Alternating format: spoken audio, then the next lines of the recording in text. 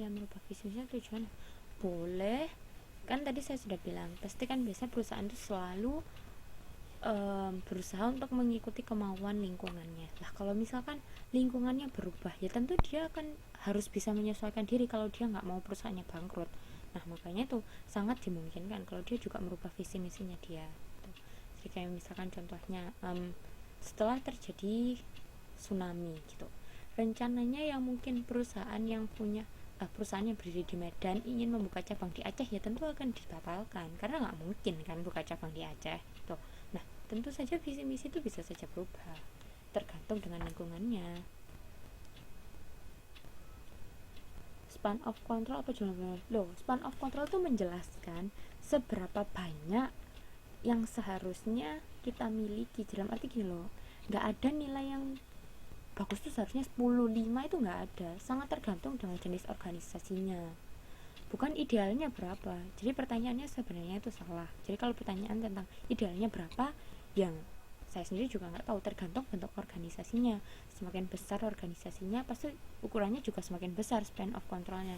Cuma memang di situ dijelaskan kalau misalkan manajer tingkat bawah atau supervisor, contohnya misalkan di perusahaan yang semuanya menggunakan mesin, mungkin idealnya dia mungkin ya, ini contohnya aja, misalkan dia pegang mesin pemanas, misalkan ini perusahaan pembuat susu bubuk gitu.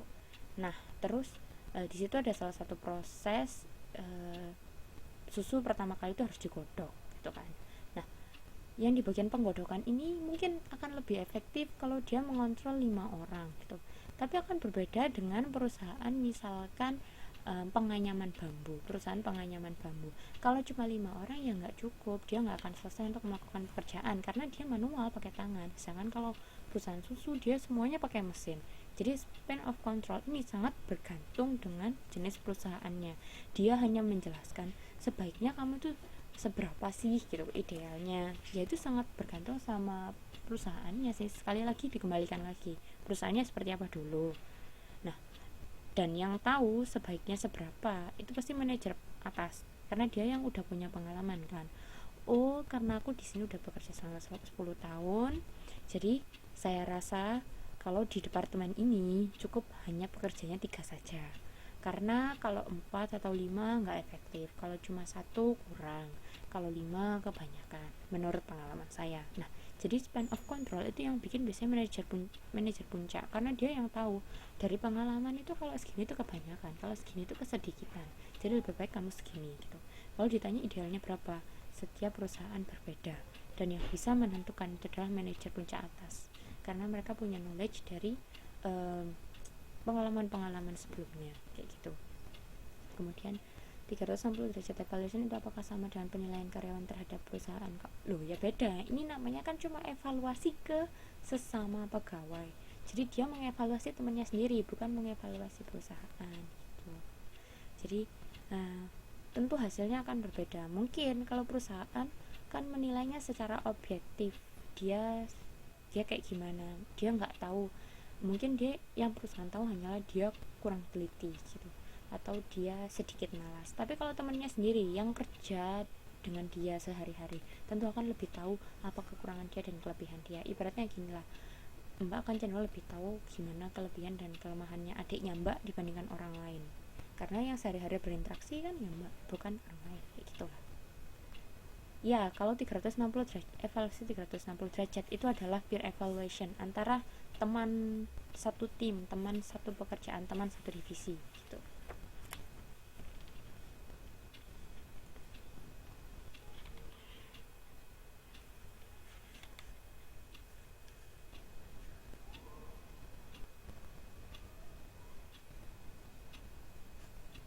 Mungkin ada pertanyaan lain?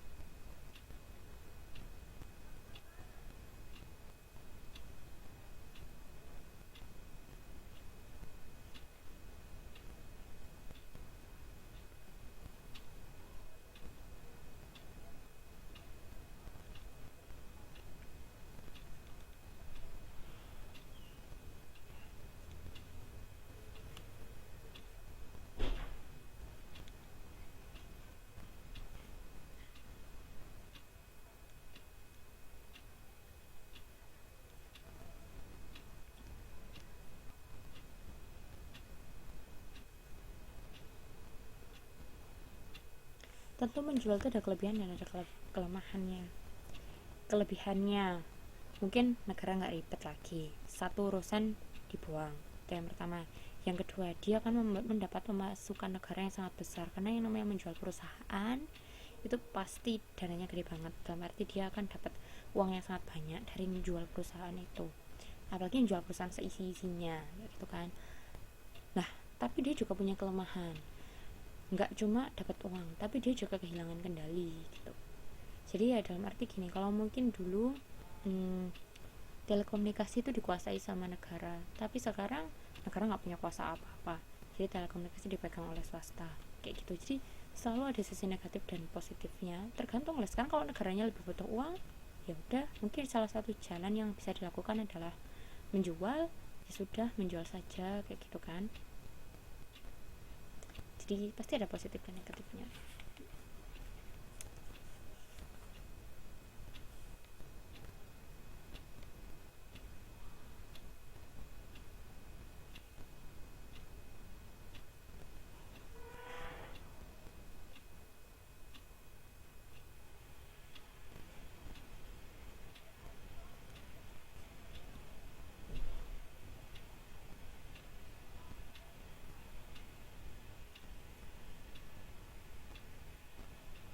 Ada pertanyaan yang lainnya?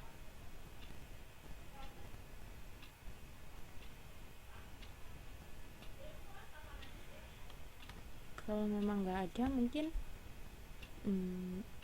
saya akhiri aja kelas ini. Tapi sebelumnya saya harus absen dulu, karena saya tadi belum sempat absen waktu awal-awal. Jadi nanti mungkin saya harus belum sempat mencatat nama-namanya, maksud saya. Jadi mungkin akan saya absen satu-satu sebentar lagi kalau memang udah tidak ada pertanyaan lagi.